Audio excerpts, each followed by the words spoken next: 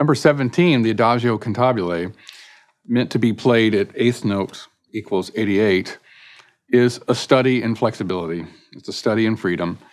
There is a small cadenza embedded in this etude that can be a real challenge when you don't know specifically what decisions to make.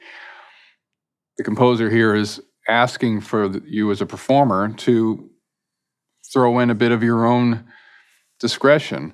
We should follow the notation and look at how it's implied that it speeds up whenever we move from 16th notes to 32nd notes. And then we have to look at the fact that it's descending through the lines, and as we return to the top, we're coming upon a cadence that will allow us to relax the tempo. So until that cadenza occurs, though, make sure you stay very, very even with your time.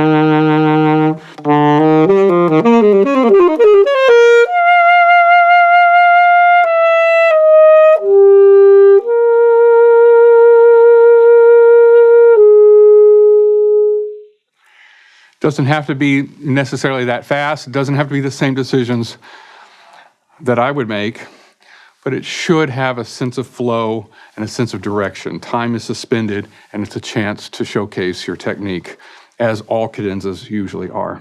I think it's crucial in this cantabile etude that we display vibrato in a very systematic way, that your vibrato is even, steady, and part of the sound, and within the pitch whenever possible. Try not to be too flat as you begin to vibrate the sound.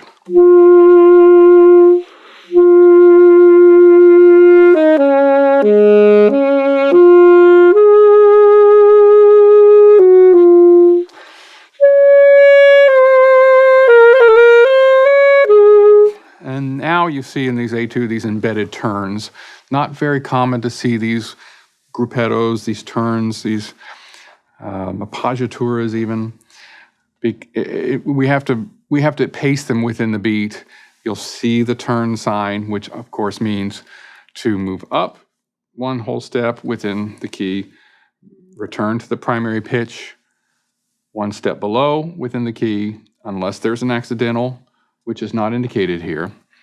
And we have to do it within the time allotted. So in the 1, 2, 3, 4, 5th measure, 6th measure, we have a turn in the time of a dotted eighth.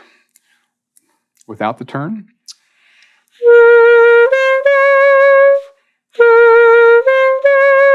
Okay, so we have to maintain that proportion, that rhythm.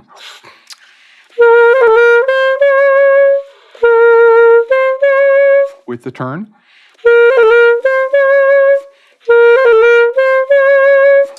With a true establishment of the primary pitch, we have to finish the turn before we move on to the next rhythm.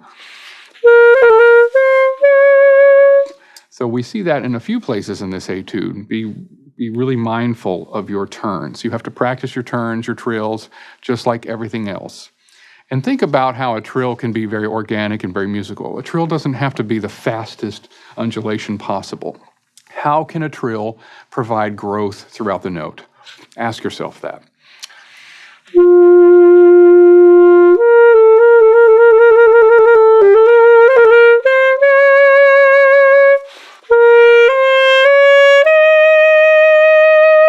Okay, and we have a few other trill options that happen later in the etude, and a chance for you to showcase even short fingerings or other trill fingerings. Starting in the last line.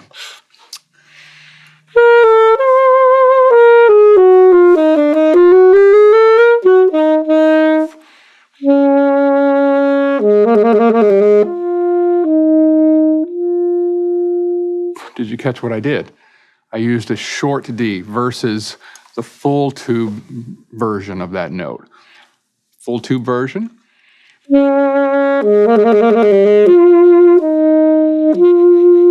Short tube, using the C2, the E flat palm key.